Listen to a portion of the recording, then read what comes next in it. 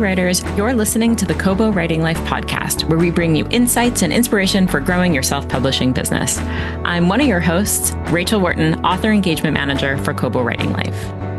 On today's episode, we chatted with best-selling author Sable Sorensen. Sable Sorensen is actually the pen name for Eliza and Annie, two fantasy fangirls who grew up on a steady diet of wizards, magical creatures, and sweeping love stories.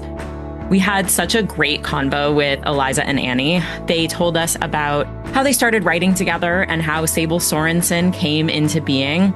They chatted about their co-writing process and how they moved from outline to finished chapters. And we talked a lot about their series, The Wolves of Ruin, gaining insights into how they took their favorite romantasy tropes and ideas and made them their own in this series. It was such a fun convo, and spoiler-free if you're looking to dive into book one of the series, Direbound, or their latest release, Furybound. And if you're interested in writing romantasy or interested in starting to co-write with a fellow author, there are so many great insights here, and we really hope you enjoy.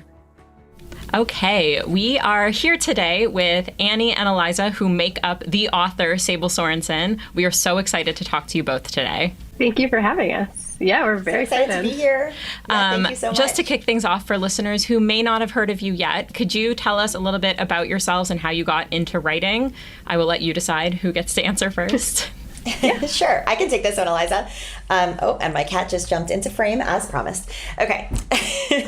So yeah, we have been friends for over a decade and always talked about doing a creative project together, but it took us quite a long time to get around to finally doing it. When we originally met, we were working together in a corporate job, and we bonded because we were both really into fandom and read a lot of the same fantasy books and liked a lot of the same books. And so we have always known that we have very similar taste, and we've always both been writers, and many times have both tried to write novels on our own and never quite finished anything. So it was the magic of getting together that finally helped us get to the finish line and finish a book, which was amazing. Oh, that's so interesting. I didn't realize that you had both sort of independently dabbled in writing. What do you think it was about just your long-standing friendship that made you bring Sable Sorensen into being? I think both of us are really driven by external motivation, and by having another person there being like, hey, have you finished your work yet? Honestly, in a lot of ways, it's like having a job and having a boss. We are able to work sort of as each other's bosses in a way that we were trying to write independently. There's nobody really like keeping us accountable, asking for us to get stuff done. So I think that is really what drove us to actually getting a book done for the first time. Totally. And I'm so curious because I'm fascinated by the co-writing process. I'm also somebody who needs a deadline and accountability. So I understand how it works, but how does your co-writing process work, and how has it evolved throughout working together? Is it like one of you drafts, the other writes? Are you splitting chapter by chapter? How does it all come together? We basically start the process of each book by getting together. We usually rent an office at a co-working space with a giant whiteboard, and we just figure out the overarching plot beats of the story together. And those do change over time as we actually get to drafting stuff. But from there, I will take those off and I'll write a really, really detailed outline for the both of us to work off of. So it'll be 100 pages or more per book that is outlined, so that when we do separate and write independent things, it feels sort of more cohesive. We're not sort of just, who knows what happened in that scene. We know because it's been outlined. And then we don't really divide stuff chapter by chapter, although we are kind of doing it more on this. We're working on our third book right now. It's evolved. Yeah, I think it has evolved a fair amount actually book to book, because we only had one POV in book one, and so there was not as natural of a division, but there actually, this could change as we finish drafting book three, but with multiple POVs, it's definitely become a little bit more. It has been. It's also, this third book's been a little bit slightly different of a process in that I'm still outlining and Andy's drafting because we just got behind and we're trying to get stuff done. And we also just got a little creatively stuck. So the process is, once we have that draft that we've both written some chapters out of, we will then edit it together. We do everything in Google Docs, and we use a lot of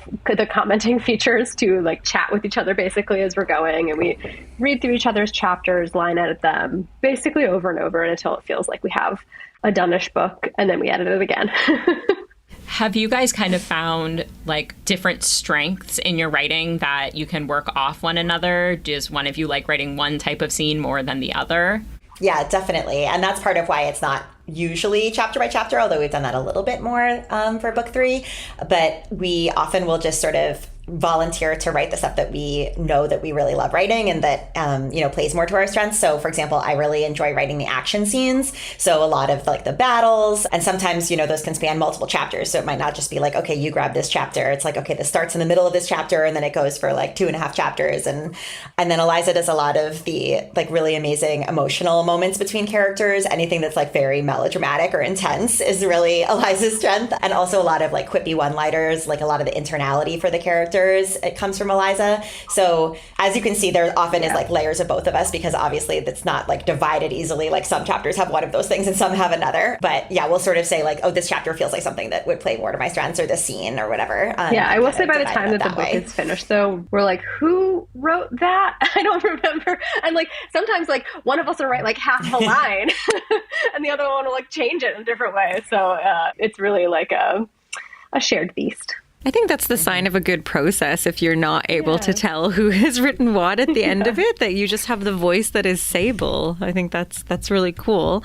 I'm like curious if you have any advice for authors who might be interested in co-writing a book or series together. Yeah, I think one thing that's really important about the co-writing process is you can't be precious about your own writing. You can't go into the process of co-writing with somebody being like, I have a really strong voice and I'm going to like impart my voice on all of this book, because you're working with somebody else. It has to be collaborative. And I think another piece of that is trust. There has to be a really strong level of trust between you and your co-author. Annie and I, as she mentioned, we've worked together actually twice before. And so we know that we have a really good working relationship with each other. And we have the ability to be honest with each other when something is not working about the process. And I think if you were just going into it with your friend and you didn't want to hurt their feelings and you didn't know how to be honest with them, it might be a little harder to do successfully.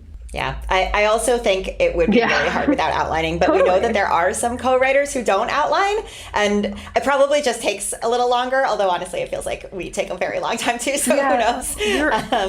But yeah, I think having at least a common sense of where things are going is probably I know there really are some co-authors. I was actually just talking about this with Alice Hunter, whose book Bloodbound came out this week. They write separate POVs. So they each write a different POV, and they don't outline the way that we do. I think they have like a sort of general sense of where stuff is going, but it's not like in a super detailed outline like ours, because it doesn't really matter in the same way. Like they read each other's chapters and they write their own stuff. But if you're going to write one POV, you have to be really aligned, I think. Well, and your books are very long. Yeah, and I mean that too. In the best way. Like you're tackling quite a large world, and you got to be on top of that outline, I would imagine. But yeah. Also figuring out world building stuff in advance to the extent that we can, and then like keeping it documented. Like we have a document, for example, that keeps track of a lot of the names of the dire wolves and like what their personalities are and things like that, so that we can always kind of keep that shared vision when we're writing a specific character. Well, we've hinted a bit at the project that you are working on together, and that is the series The Wolves of Ruin. And I'm curious how the idea came to be. So it really came out of us just wanting to work on something together. It didn't come from a place of like, I have this amazing idea or Annie has this amazing idea.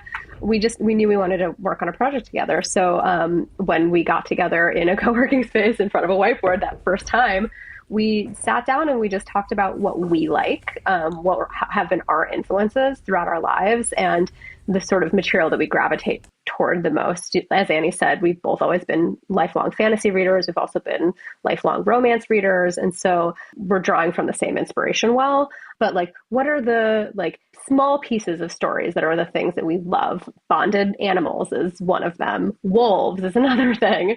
Specific tropes like enemies to lovers, was something. And so we just literally wrote all this stuff down on a board and then sort of found the intersections between our ideas and our passions and came up with a concept that united everything. I do think figuring out the wolf connection, that we both really loved stories with wolves, was kind of the moment that unlocked it for us of like, okay, this is going to be something that's at the heart of this story. So like, what does that look like? And the first book in your series, Direbound, was originally indie published, but then before being picked up by a traditional publisher. And I'm just wondering what that experience was like to go the indie route first, and what did you learn from that? I mean, I feel like we've been really lucky. We've gotten to see a lot of the best of both worlds. We originally indie published because we can both be a little bit of like a control freak. And so we wanted to have the chance to really make a lot of the decisions about publishing ourselves.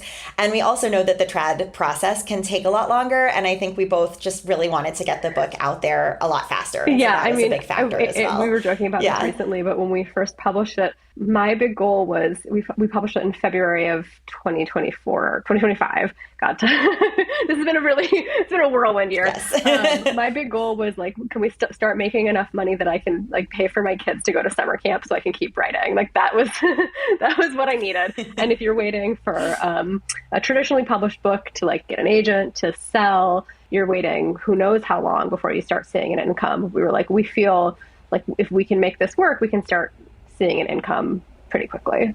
Yeah.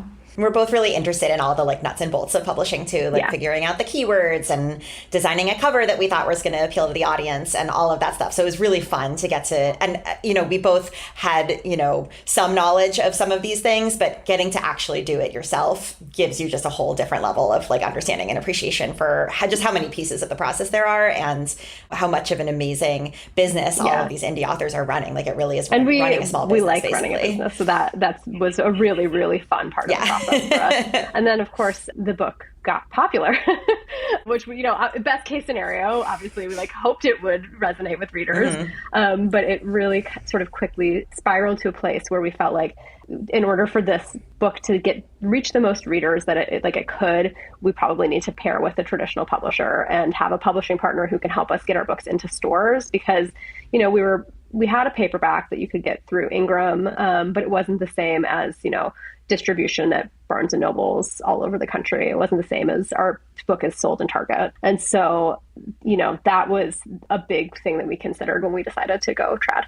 I think nowadays there's almost like, regardless of route, you have to have your audience and build it up and do that piece kind of yourself anyway. So it's kind of great that you were able to do that and then have this other route for extended distribution. But I'm just curious about what marketing did you do for your indie book? Because you're kind of like in this dream scenario where it's like one book that's taken off. What were the secrets here? It was definitely beyond our wildest expectations of what was going to happen with the book. We talked a lot about how we see series sometimes pick up after the second or third book when there's like more on and there's been some word of mouth for a while. So that was sort of our dream, was that maybe when the second book is coming out or the third book is coming out, there will have been enough momentum that this could start doing really well. So yeah, I don't know that there is a secret necessarily. I think that we definitely, it's a combination of like doing some good things, but then also getting lucky with the right people discovering the book at the right time. But a couple of the things that we did that I think were really helpful. One is that we had a really big advanced reading group. So sent the ARC, the advanced reading copy. We just did a digital one.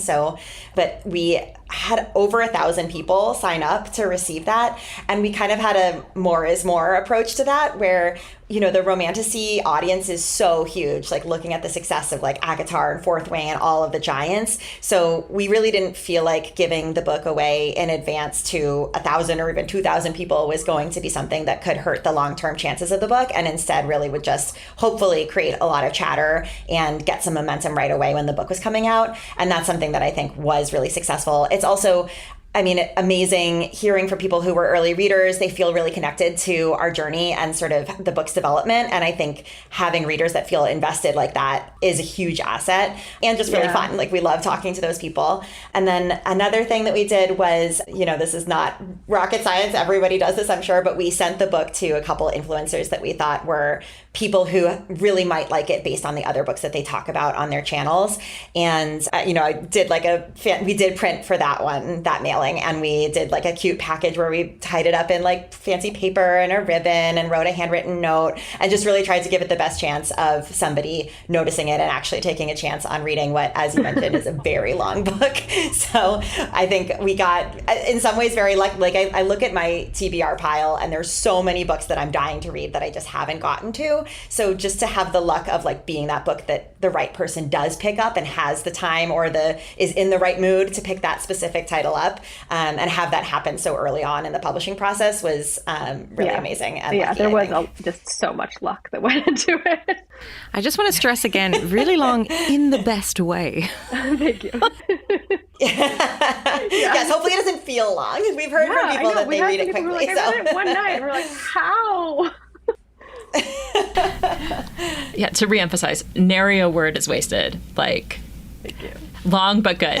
But as two people who have been now on both the indie side of the publishing industry and the trad side, I'm really curious, what do you think that trad publishers could learn from the indie publishing community?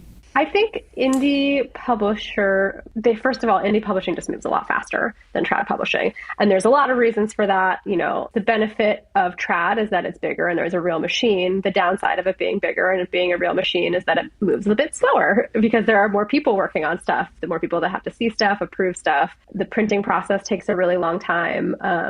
Indie publishers don't really have to think about that as much unless they're doing like special edition, because a lot of what indie authors do is print on demand. So I think the traditional publishers have learned a lot about that over the past few years and are getting better about responding quickly to markets and to readers. But that's definitely still an advantage that indie authors have over the traditional publishing machine.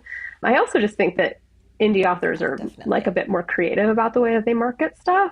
And again, just because there's not a marketing team that's working on like 100 books, right? There's one person who's dedicated to working on their book and making their book seen in the marketplace. And, they'll like hire a freelancer and stuff like that. But yeah.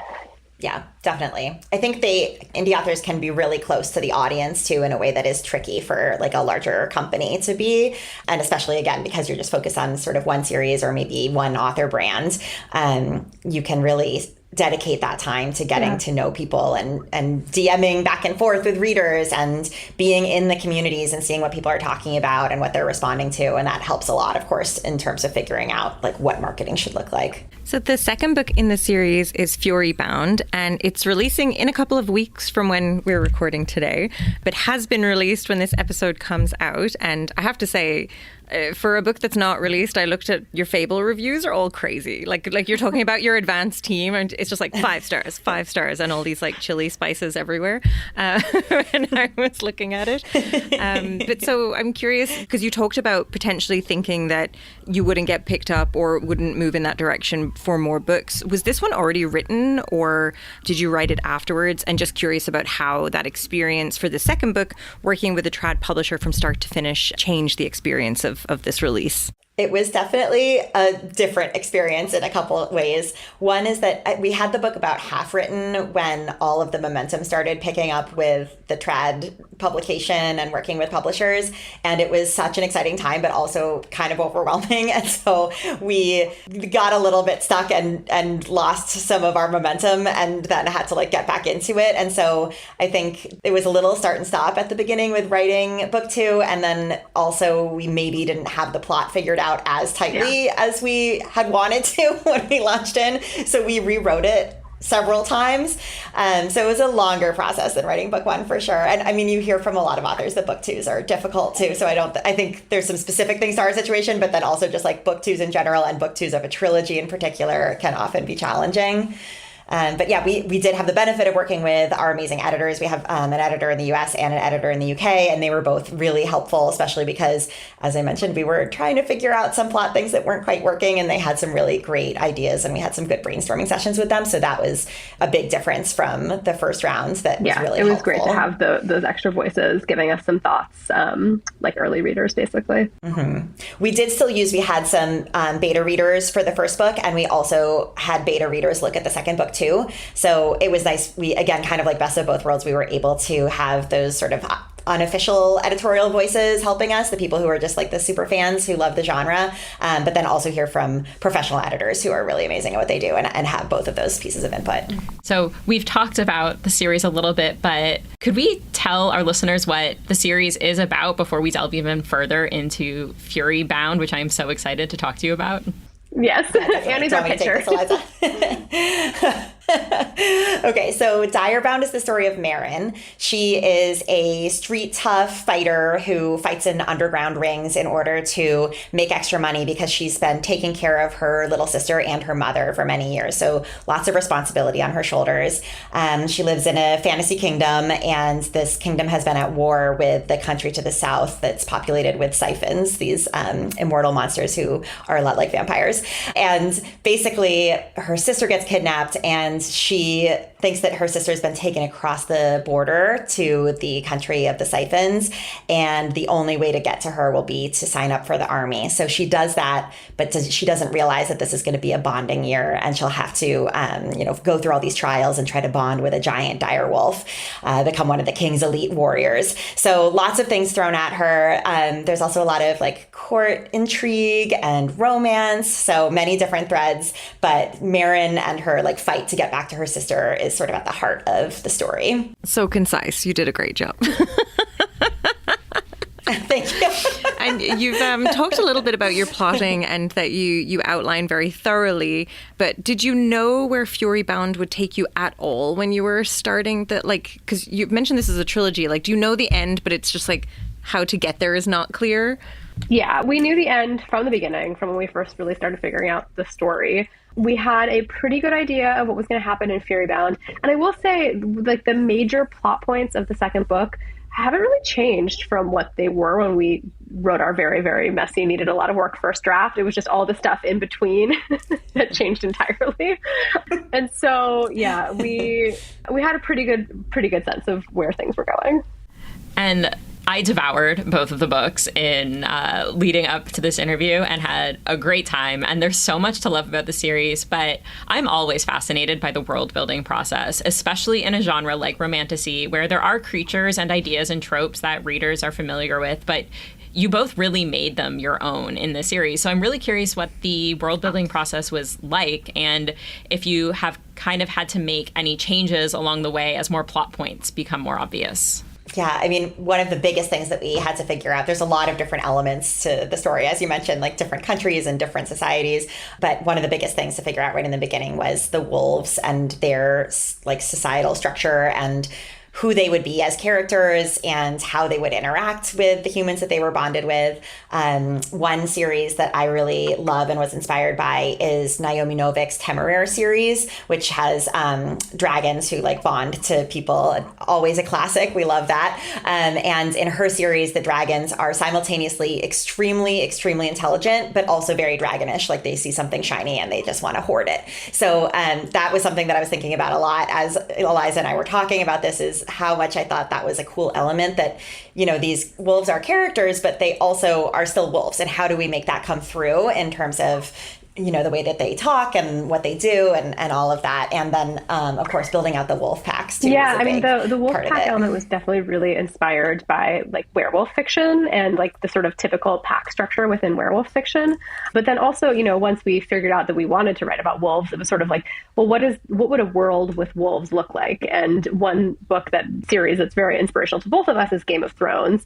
And we love this sort of like snowy winter set element, you know, thinking of the wall in the north. And so we wanted to bring sort of that feel to it. And then once we started figuring that out, you know, more pieces fell into play. There's a lot of Germanic inspiration throughout it. Annie can talk more about this, but her mom was a German teacher. And so we used some of that in terms of figuring out names for places. Yeah. It was funny when the German translator was like really communicative with us when they were doing the German translation, which was super cool. But they were like, we noticed that you used a lot of German things. We're like, yes.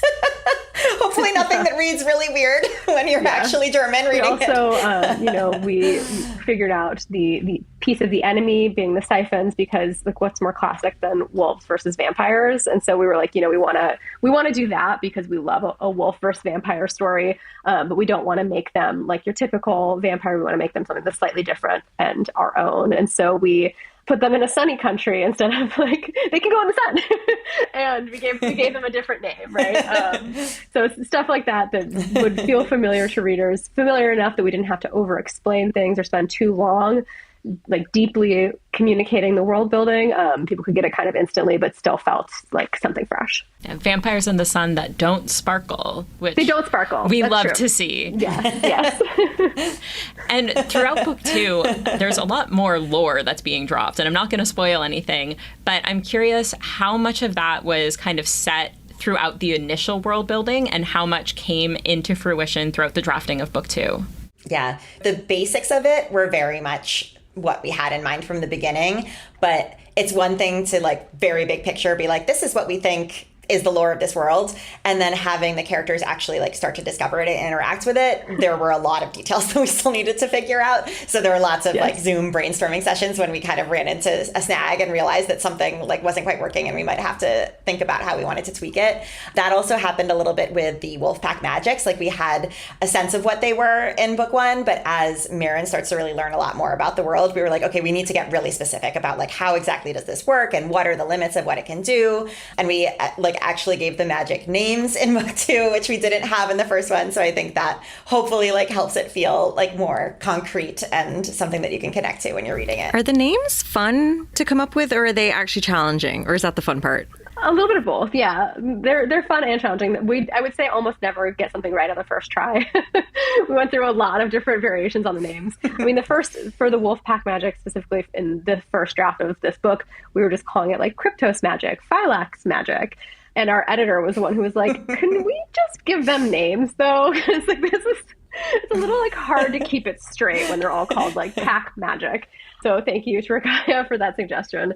But those names took us a while to actually nail down, because it's another thing where we wanted it to feel instantly gettable. You kind of understand what we're communicating with the name of that, but also not be something that has been used in like a million other fantasy books, because there's a lot of magic out there in books. Yeah. And another thing that I really loved about this series were the detailed fight scenes, because there's a lot going on in these fight scenes. There are a lot of characters, a lot of different elements to each fight. But as a reader, like I never felt lost in the action. So I'm curious if you have any advice for writing these complex action scenes. And did you have to act anything out? I haven't acted anything out yet. I do the first draft of a lot of these, although some of the like brilliant ideas about like this is going to be a twist that happens in the middle of this battle come from Eliza. So it still is very much like a collaboration. But I think I never know how to answer this question, because I think I just have read so many fantasy books with action scenes that there was like a level of it just being drilled into my brain. But I do really picture it cinematically when I'm trying to think of like who is where and what is happening and how to make this interesting. Like if you were watching it, how could you make it really interesting? And then how does that translate into like what descriptions that you give and like the sensory details that the characters are experiencing while keeping everything like moving quickly enough that it's hopefully giving you that I really think heart-pounding also feeling. at that point, like having read so many other action fight scenes in other fantasy books over the years, I often have trouble following them, which is probably why Annie's the one that writes them for the most part. And so like, something that we did really think about carefully in like the construction of these is how to explain them as clearly as possible, where readers are not getting lost within it, because the action is really important to our books. We don't want people to get like overwhelmed by the amount of information that's being communicated during these scenes, because then it's just sort of like, and then this happens, and then this happens. It's like, how can you see it? So that we gave a lot of thought to making sure it was like really, really clear in the action scenes. So if you're not acting it out, are you whiteboarding it? Is it sort of like a football like sketch where like, and then this person comes from this side? I think it's just like really just visualizing it in my head, which I don't know. But yeah, I kind of like am imagining, I have like the cinematic view of it happening like inside my head and then trying to translate that into words. Another thing I was going to say is that, we're in first person point of view in this series. So there are, as I think we're going to get to later, there's not just one POV in book 2. So that expands a little bit, but it's still first person. And so you're really inside the mind of the character who is narrating that chapter. And so that also makes a huge difference, because I think a lot of the really like big epic fantasies that I loved as a kid are third person, and you're seeing like the entire battle sequence, and there's just so much more detail and more technical stuff going on because you're seeing that whole scene. And so it is really different to be just like in this one person's experience. Like, what are they seeing? What like fight are they involved with, and what can they perceive about what's happening around them? I really love that like your combined fandom for this genre has kind of given you a crash course in like what works and what doesn't work, both like in action, in romance, etc. And I'm always curious, do you still read in this genre while you're writing?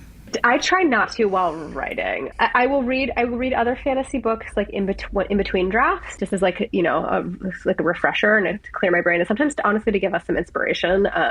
I read Anne Bishop's Black Jewel series last year, like in between drafts, and that like was really helpful in figuring some stuff out. But I feel like it muddies us too much. I don't want to speak for you, Annie, but like for me, it muddies my brain a little bit too much to be in like deep fantasy while writing. For me, I can do fantasy. I just don't do romantasy fair. while I'm writing. But like I'm rereading The Will of the Many right now, which I absolutely love. I wanted to refresh before reading the sequel, which I haven't read yet. And it's such a different beast in many ways than romantasy that I feel like I can be observing what's really working and like why certain scenes are working well. But it still feels kind of different in terms of tone from what we would be doing in our own stories. So yeah, I think things that are too close, like I love reading other romantasy, but that feels really hard while drafting because it just starts to confuse my brain, I think. That's totally fair. I would not be able to do that either. You mentioned a little bit about the different points of view in this novel, with the Direbound being fully told from Merrin's perspective. Just kind of curious, I mean, obviously without giving anything away from the different points of view, but what inspired this change and how did it change the writing process, if at all? So we knew that it was a possibility that we were going to add the second POV into the book. And then we wrote the first draft without it to see how it would go. And that was one of the things that we came away from the first draft with, like, this needs to change, is that we felt like we really needed to see what was going on in this character's head in order to sell the overall arc of the story as much as possible. And so it wasn't like a surprise to us that like we needed to write this, but so that's how it came together. As far as the actual writing of it, do you want to speak to that, Annie? Yeah, so this is one where, as I said, like our writing process has evolved over time. We realized that I'm not very good at writing alpha male growly POV. But it's funny because I do write a lot of the action, and a lot of the chapters from this character's perspective have a lot of action in them. So even though I did draft a lot of things that ended up in these chapters, the voice of the chapters was very much from Eliza's brain, because I just kept being like too nice, basically. So that was interesting, and it's going to be interesting to see. We're still sort of in the process. I have really focused on Merrin POV chapters in the current book 3 draft that we're working on, but I think we're both interested in experimenting again with writing different POVs and seeing, maybe we'll stick to like actually dividing it up more, but maybe we'll find that I can adapt my brain and do the growly male a little bit better. And I can imagine that realizing that you needed another voice and another perspective can be a little bit daunting because it involves rewriting. How did you decide which moments were important to investigate through another POV? And was it like rewriting Merrin's scenes, or was it adding in something completely new? It was a little bit of both. So there were some scenes that were in Merrin's POV that like wholesale the chapter we just switched into this other POV and then changed the voice and then added some new stuff. I think there were probably like 2 or 3 of those. And then there were some, honestly, just as part of the drafting process, you add more new content anyway. And so a lot of those new chapters that came in from the second POV were places that we knew we needed more generally as we were drafting. And so it wasn't I would actually say like inserting the new POV was one of like the least hard parts of our revising process because it felt like, oh, very clearly this is where this could go, and this part of the story we could see through this POV, and it would be interesting to see how this goes versus the other stuff was just like the small moments that had to be really kind of rethought. These novels both have like a lot of really fun twists and turns throughout the story so far. I don't know what's going to happen in book 3, but I imagine there are more to come. How do you go planning these without giving too much away to the readers? Because none of them felt like, oh no, secret twin. Like none of them had that energy of a twist. They all felt like very well thought out reveals to the reader. So I'm really curious how you put these into play.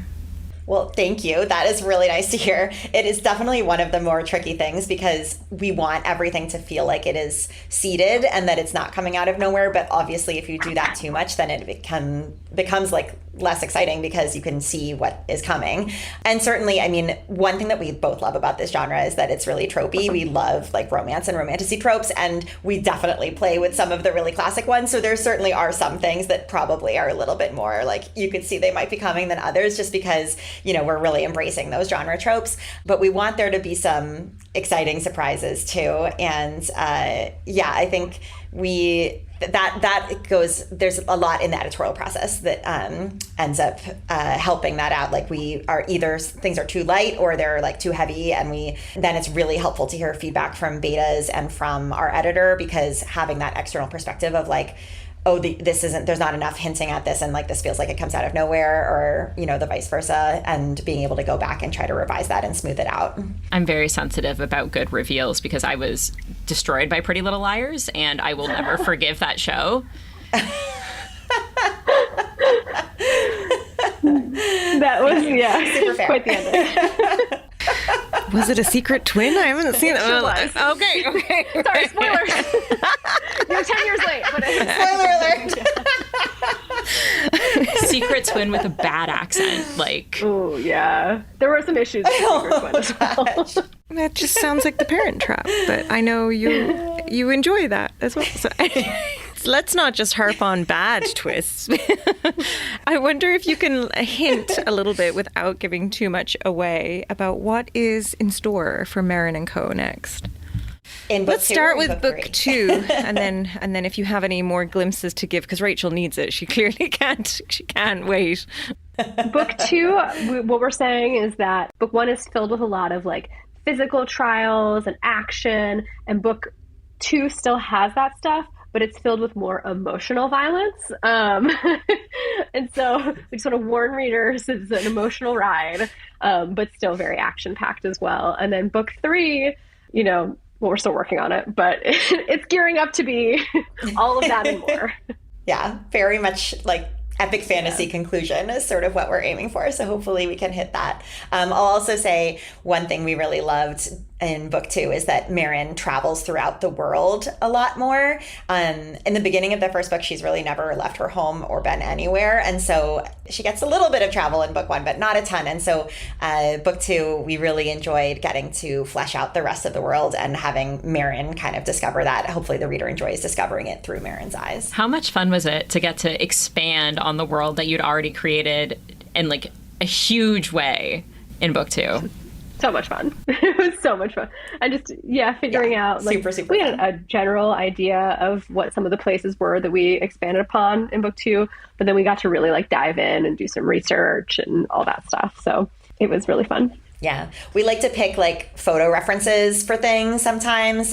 So we had a lot of fun looking at like beautiful old cities and thinking about which ones could be inspiration for different places. Like what would a castle look like in this place, for example? As Eliza sort of mentioned earlier, there's like sort of different seasons in different places in this world. And so that was really inspirational too, as we were thinking about like how cities evolve differently when they have totally different climates. Like what does that mean for the society and for the architecture of the city? And you've referred to this series as, you know, this series, which leads me to believe that there's another series that you're considering. Is that true?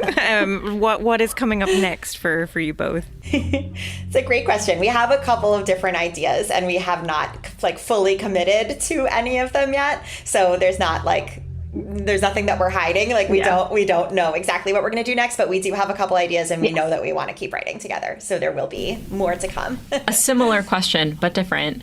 Are there any romantasy or even just romance or fantasy tropes or themes that you are not going to get the opportunity to explore in this series that you would love to try one day? A really good question. Such a good question. Going off book and putting you on the spot. An amazing answer for that right off the bat. Let's see. There are definitely. I mean, I have no idea if this would fit into any of our ideas, but I always love like women disguising themselves as men to like infiltrate things. So that might be something. That's a fun one. I also just really like female spies, and like we kind of have that with like the Cryptos pack, but not to the extent that I'm thinking of, like somebody who's like really fully infiltrated somewhere. Maybe it's a combo, Annie. Maybe we just came up with our next idea. Both, like people infiltrating. That things. sounds like that works perfectly together. So, like there you go. Yeah, there we go. I can't wait for your espionage series coming up next. You heard it here first. Well, I have a million more questions for you both. They all include massive spoilers. So I'm just going to say thank you so much for taking the time to chat with us. And before we let you go, where can listeners find you online?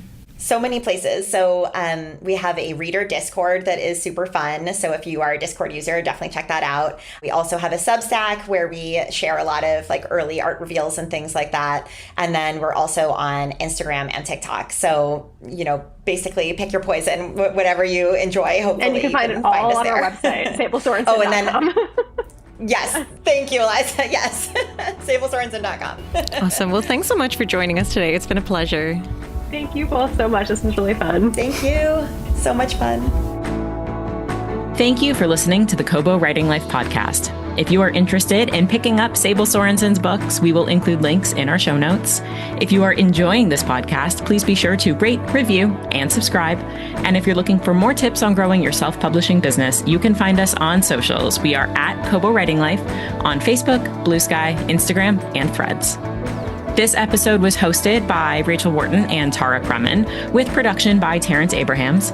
Editing is provided by Kelly Robotham. Our theme music is composed by Tearjerker. And a huge thanks to Sable Sorensen, Eliza and Annie for being our guests.